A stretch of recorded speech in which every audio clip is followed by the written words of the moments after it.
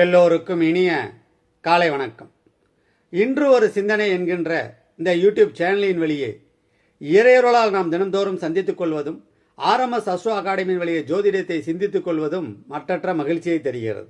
இந்த சுபஹோரையிலே குகனருளால் எனக்கு அமைந்த இரு குருநாதர்களை வணங்குகிறேன்.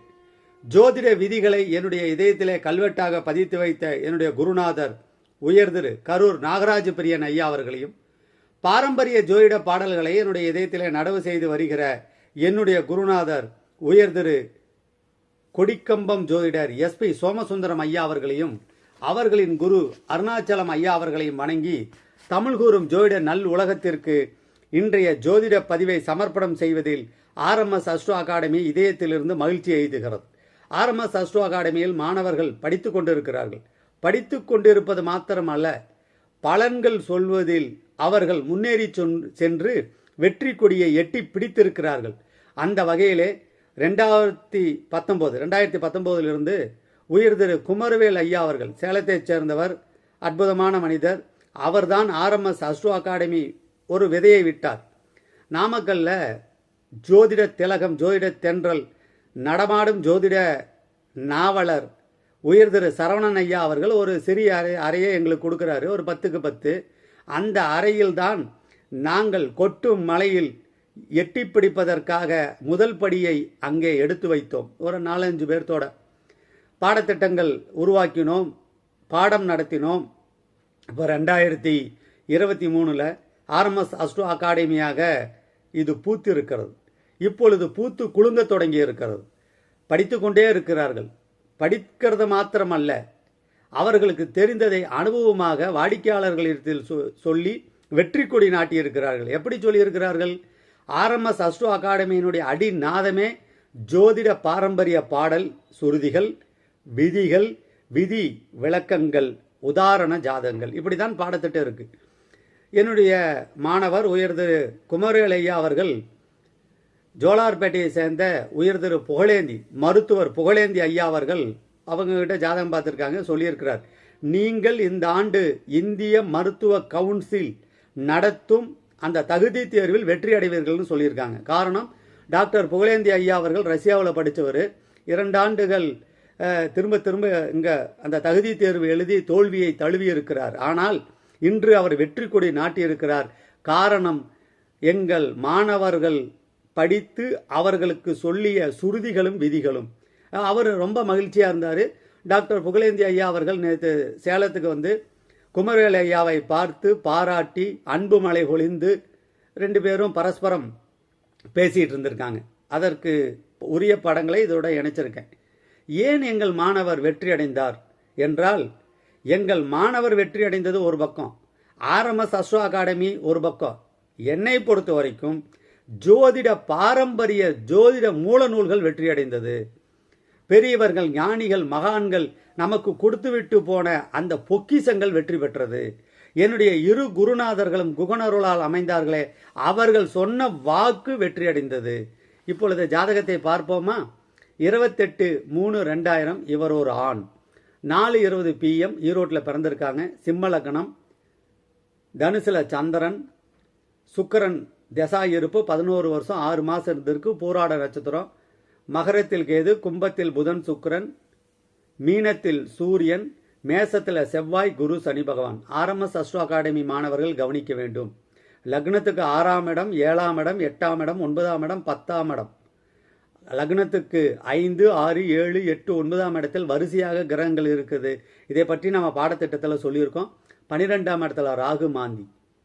நவாம்சத்தில் சிம்ம லக்னம், லக்னம் வர்க்கோத்தமம், குரு ராகு மாந்தி, கன்னியில சந்திரன், துலாத்தில் சனி பகவான், சூரியன் விருச்சகத்தில், நேராக சுக்கிரனை பார்க்குறாரு ரிஷபத்தில். RMS அஸ்ட்ரோ அகாடமி மாணவர்கள் கவனிக்க வேண்டும்.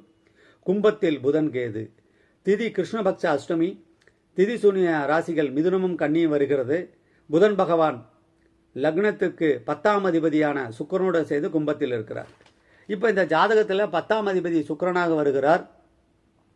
செவ்வாய் சம்மந்தப்படலை, சூரியன் சம்மந்தப்படலை, கேது சம்மந்தப்படலை. ஆனால் எங்கள் மாணவர் என்ன சொல்லியிருக்கார்? நீங்கள் மருத்துவர் ஆவீர்கள் என்று சொல்லியிருக்கிறார். எப்படி மருத்துவர் ஆவீங்க? சம்மந்தமே இல்லையே அப்படின்னா, அதற்கு பாடலையும் சொல்லியிருக்கிறார். முதலில் விதிகளை கவனிப்போமா? லக்னாதிபதி 8 பாவர், சூரியன் பாவரா இருந்து லக்னாதிபதி 8 மறைகிறார். அது குற்றம் என்று பலரும் சொன்னாலும் கூட எங்கள் மாணவர் சொல்லியிருக்கிறார். ஜோதிட சார்வபௌமராகிய கேரனூர் நடராஜர் அருளிய ஜாதக அலங்காரம் சென்னை லோகநாத முதலியார் அவர்களது தமது மனோன்மணி விலாச அச்சுக்கூடத்தில் 1903 பதிப்பிச்சு அந்த நூலில் வச்சு சொல்லியிருக்கிறார். அருள் ஜென்ம லக்னாதிபதி பாவனாய் வியமாறிற்றில் மருவின் மெய்தனுக்கு நன்மை வரும் ஜவுக்கியமும் உண்டாம் உருவமா லக்னாதிபதி உத்தமத்திற்கு அதிபனாயை பெருமிசேர் 5 ஒன்பானில் பலனென விரைவில் சொல்வாயே. அப்போ லக்னத்துக்கு லக்னாதிபதி பாவராக இருந்து மறையலாம். ராசிக்கு பாருங்க, குரு 5 இருக்கு, ராசிநாதன் 5 இருக்கிறார். லக்னத்தை புதன் சுக்கிரன் பார்வை செய்கிறார்கள். 9 செவ்வாய் குரு சனி சரராசியில் இருக்கிறாங்க. 9ஆம் அதிபதி அம்சத்தில் நீசமானாலும் அவர் வெளிநாட்டில் கல்வி கற்றிருக்கிறார். காரணம், ஆர்எம்எஸ் அஸ்ட்ரோ அகாடமி மாணவர்கள் கவனிக்க வேண்டும். சூரியன் விருச்சகத்தில் லக்னாதிபதி நாளில், சந்திரன்ல புதன் புத்தி தேர்வு வெற்றி அடைஞ்சிருக்காங்க. சந்திரன் பூராட நட்சத்திரம், புதன் சதயத்தில் இருக்கார். அப்ப எங்க மாணவர்கள் எப்படி சொல்லுவாங்க? கோச்சாரத்தை தொட்டு திசாபுத்தியை ஒட்டி பலன் சொல்லுவாங்க. சந்திரன் 5 இருக்கிறாரு, அவரு பூராட சாரம், 10க்குரியவனோடு புத்தியும் நடக்குது. லக்னத்துக்கு 10, ராசிக்கு 10 சம்பந்தப்படுது. வெற்றி கொடியை நாட்டி இருக்கிறார். அப்போ முதல்ல லக்னாதிபதிக்கு பாட்டு சொல்லிட்டாரா எங்க மாணவர்? அடுத்தது புலிப்பாணியிலிருந்து ஒரு பாட்டு சொல்றார். ஏன் இவர் மருத்துவர் ஆனார்? புலிப்பாணி எந்த நூலை நாங்க ஃபாலோ பண்றோம்னு கேட்டீங்கன்னா, புலிப்பாணி மகாமுனிவர் திருவாய் மலர்ந்தருளிய ஜோதிடம் 300, இஃது திரிசராபுரம் சின்னக்கடை தெரு ஜோசியம் நாராயணசாமி பிள்ளை குமாரர் ஜோசியம் ரங்கசாமி பிள்ளை அவர்கள் தம்மிடம் இருந்த 8 பிரதிகளை கொண்டு பிழையற பரிசோதிக்கப்பட்டு திரிசிராபுரம் புஸ்தக ஷாப் சபாபதி பிள்ளை அவர்கள் தமது திருச்சி ஸ்ரீ மட்டுவார் குழலாம்பாள் அச்சுக்கூடத்தில் பதிப்பிக்கப்பட்ட 3ஆம் பதிப்பு 1905, பாடல் எண் 43. சூடப்பா சந்திரனார் 3, 7, 5 சுத்த இந்து 12 தனித்திருக்க மாடப்பா மந்திரங்கள் செய்வான் காலை மகத்தான வாதமோடு வைத்தியமும் செய்வான். கூடப்பா குடும்பமது விருத்தியாகும் குவளையத்தில் எதிர்க்கு மார்பிலானி வீடப்பா போகரோட கடாச்சத்தாலே விதியறிந்து புவியோர்க்கு விளம்பினேனே அந்த பாடலை சொல்லியிருக்கிறார். அப்ப சந்திரன் வலுத்திருந்தாலும் மருத்துவராகலாம். இங்கே லக்னம் வர்க்கோத்தமாகுது. லக்னாதிபதி நவாம்சத்தில் 10ஆம் அதிபதியை பார்க்கிறார். ஆர்எம்எஸ் அஸ்ட்ரோ அகாடமி மாணவர்கள் கவனிக்க வேண்டும். அப்போ மிக முக்கியமான ஒரு குறிப்பு என்னன்னு கேட்டீங்கன்னா, சனி பகவான் சுக்கிரம் சாரம்.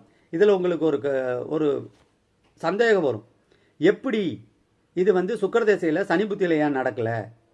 சனி நவாம்சத்தில் எப்படி இருக்கிறாரு, ஏன் நடக்கல அப்படிங்கிறதுக்கு எங்கள் மாணவர் சொல்லியிருக்கிறார். ஜாதக அலங்காரம் 1006வது பாடல். ஏன் புதன் புத்தியில் நடந்தது? சந்திரன்ல புதன் புத்தியில் ஏன் நடந்தது? சந்திரன் தன்னில் புந்திதான் 17 மாதம் அந்தரம் கழகம் போக அழகிய மக்கட்பேராம் சிந்தைசேர் ராஜயோகம் சேர்ந்திடும் நினைத்ததெல்லாம் முந்திய வித்தை லாபம். புரட்டாசி முடிவில் தானே முந்திய வித்தை லாபம். முன்னாடி நம்ம முயற்சி செஞ்சுட்டு இருந்தோம்னா இப்போ அதுக்கு பலன் கிடைக்கும். புரட்டாசினா இவங்க போய் அந்த தேர்வு முடிஞ்சு அந்த மருத்துவர் அந்த இதெல்லாம் ஆரம்பிக்கிறது புரட்டாசி ஆயிரும். சந்திரன் தன்னில் புந்திதான் 17 மாதம் அந்தர கழகம் போக அழகிய மக்கட்பேராம். கல்யாணம் இருந்தால் குழந்தை பிறந்திருக்கும். சிந்தை சேர் ராஜயோகம் சேர்ந்திடும் நினைத்ததெல்லாம் முந்திய வித்தை லாபம் சேர்ந்திடும் நினைத்ததெல்லாம். அப்போ ஜாதக அலங்காரம் சொல்லக்கூடிய திசாபுத்தி பலனை எப்படி பார்க்கணும் அப்படி எடுத்துக்க கூடாது. எப்படி பார்க்கணுங்கிறத நம்ம பாடத்திட்டத்தில் வைத்திருக்கோம். மேலும் தெரிந்து கொள்வதற்கு ஆர்எம்எஸ் அஸ்ட்ரோ அகாடமியை நாடலாம். இது ஏன் சனி புத்தியில் நடக்கல? 1005வது பாடல். மதிதனில் காரி புந்தி மாதம் 19க்கும் பதிகெடும் கன்றுகாலி பற்ற மனதில் துக்கம் விதியுறும் அணையாளோடு மெய்பொருள் சேதமாகும் துதிபெரு கருத்தோனாலே கோல்வரும் சாற்றினேனே. இப்போ இதே சந்திர திசை தான். சனி புத்தி, சனி சுக்கிரன் சாரம். சனி சுக்கிரன் சாரம். சனி எங்க இருக்கிறாரு? மேசத்துல. வீடு கொடுத்தவர் நவாம்சத்தில் எப்படி இருக்காரு? ஆர்எம்எஸ் அஸ்ட்ரோ அகாடமி மாணவர்கள் கவனிக்க வேண்டும். சந்திரன்ல புதன் புத்தி நடக்குது. அப்ப புதன் யாரு சாரம்? புதன் எங்க இருக்கிறாரு? பாருங்க. அப்ப ராசிக்கும் 10, லக்னத்துக்கும் 10, புதன் என்ற வீட்டதிபதி நவாம்சத்தில் எப்படி இருக்கான்னு பாருங்க. எனவே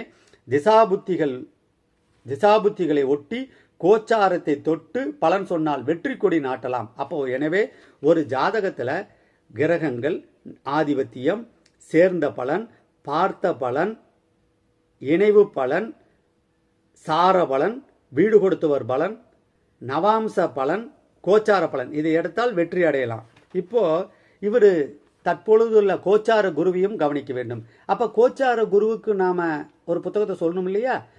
கோச்சார சிந்தாமணி செஞ்சி ஏகாம்பர முதலியார் அவர்களால் எழுதப்பட்டு மே கண்ணைய அண்ட் கம்பெனி அவர்களால் கலைஞான முத்துராட்ச சாலை அங்க பதிவிச்சிருக்காங்க. 1920 விலை ஓரானா. நவாம்சத்துக்கு ஒரு நூல் சொல்லணும் இல்லைங்களா? அப்ப நவாம்ச ரகசியங்கள் அப்படிங்கிற புக்கு மணப்பள்ளி சிவ வீரமணி அவர்கள் எழுதியது. ராஜமாணிக்கம்மாள் பப்ளிகேஷன்ஸ் வெளியிட்டிருக்காங்க. முதல் பதிப்பு 2014. பக்கம் 42 ஒரு குறிப்பு இருக்கு. கௌரவமிக்க தொழிலை அடைவார், விடாமுயற்சி அடைவார், மருத்துவர் ஆவார் அப்படின்னு 42வது பக்கத்தில் இருக்கு இந்த புத்தகத்துல. அப்போ ஒரு ஜாதகத்தை சொல்கிற பொழுது எப்படி சொல்ல வேண்டும்? விதி வழியே, சுருதி வழியே, பாடல்கள் வழியே பயணிக்கிற பொழுது வெற்றி கொடி நிச்சயம் நமக்கு வந்தடையும். எங்க மாணவர்கள் எடுத்தோம் சொன்னோம் என்று சொல்ல மாட்டார்கள், எடுத்து சொல்வார்கள். படித்தோம் என்று சொல்ல மாட்டார்கள். ஜாதகத்தை வாங்கிட்டு படிச்சுட்டு சொல்ல மாட்டாங்க, படிப்படியாக சொல்வார்கள். ஒரு ஜாதகத்தை எடுத்தா முந்தின புத்தி, நடக்கிற புத்தி, பின்னாடி வரக்கூடிய புத்தி மூணுக்கும் சொல்லுவாங்க. கோச்சாரத்தை தொட்டு சொல்லுவாங்க. எழுத படிக்க தெரிந்தால் அனைவரும் ஜோதிடரே, மாற்று கருத்து இல்லை. எடுத்து சொல்வதற்குத்தானே RMS அஸ்ட்ரோ அகாடமி இருக்கிறது. படித்து சொல்வது எல்லாருனாலும் முடியும். ஆனால் படிப்படியாக சொல்வது எங்கள் பாடத்திட்டத்தில் இருக்கிறது. வெற்றி கொடி நாட்டலாம். எங்கள் மாணவர் உயர் திரு குமரவேல் ஐயா அவர்களுக்கு என்னுடைய குருநாதர்கள் இருவருடைய அருளும், நான் என்றும் வணங்கும் கந்தப்பெருமானுடைய அருளும், பகவான் ரமணர் அருளும் ஒரு சேர அவர்கள் கிடைத்து பேர் புகழ் கௌரவம் செல்வம் 16 பெற்று மென்மேலும் வாழ வேண்டும். அவர்களும் ஒரு யூடியூப் சேனல் ஆரம்பிப்பாங்க. உறுதியாக தன்னுடைய கருத்துக்களை வெளியில் பகிர்வார்கள். எனவே இன்றைய பதிவை என்னுடைய குருநாதர் திருவடிகளில் சமர்ப்பணம் செய்கிறேன். பாரம்பரிய ஜோதிட பாடல் என்றுமே ஜொலிக்கும். எங்கள் இரு குருநாதர்களின் வாக்கு என்றுமே பலிக்கும் என்பதற்கு இன்றைய பதிவு ஒரு மணிமகுடமாக திகழ்கிறது. RMS அஸ்ட்ரோ அகாடமியில் 9ஆம் பாவகம் வலுப்பெற்றவர்கள் வருவார்கள். இல்லை என்றால் காணொளியில் கண்டுவிட்டு ஒரு லைக்ஸ் பட்டனை தட்டிட்டு கைதட்டு தட்டிவிட்டு அவர்கள் வழியில் செல்வார்கள். ஏனென்றால் இது பலர் நடக்காத பாதை, பாரம்பரிய பாதை. வாருங்கள், வளம் பெறுவோம், சேருங்கள், வெற்றி பெறுவோம். நன்றி.